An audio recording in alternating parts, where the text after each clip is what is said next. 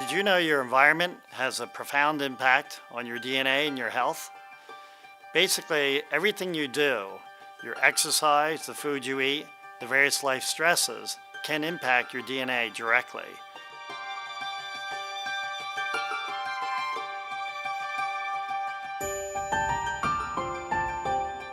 Your environment can either chemically modify your DNA or it can in fact affect the way it's packaged. It can modify the packaging material that surrounds your DNA and determines whether genes are turned on and off.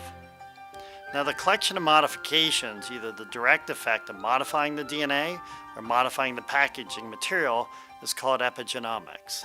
It basically is highly cued by the environmental influences that impact it. In fact, what you may not realize is that your aging is a genetically determined response. You don't just wear out. You, in fact, are programmed to get old and die.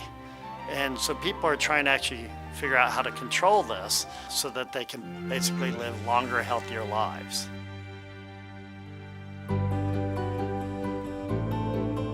So when astronauts go into space, they undergo incredible stress, and they're also exposed to radiation. In space, people are very concerned that aging actually may be accelerated by all the radiation damage that occurs. And so one thing you can follow is, in fact, the ends of people's chromosomes are called the telomeres. And the telomeres are very important for protecting the ends of your DNA, and they're thought to be useful for protecting aging as well. And so one of the things we'll be doing is following people's telomeres as they're in space. One of the other things we'll be doing is following the collection of these epigenetic changes. And the reason we're doing that is because we know that they are modified by stress. And so we'd like to understand, as Scott is traveling in space, what kinds of changes might occur on the DNA or on the material that's packaging the DNA. And we'd like to see how those changes are occurring, again, under these various stresses, after a liftoff, after radiation exposure, after just living a long time in space, and after eating just a very defined diet. We'll also see how they change or revert back after he returns to Earth. Why is this useful for people on Earth? Just as in space, for people on Earth, we want to understand how stress responses directly influence people's DNA. We want to understand these epigenomic changes that occur. We want to understand which ones will be permanent and which ones will be temporary.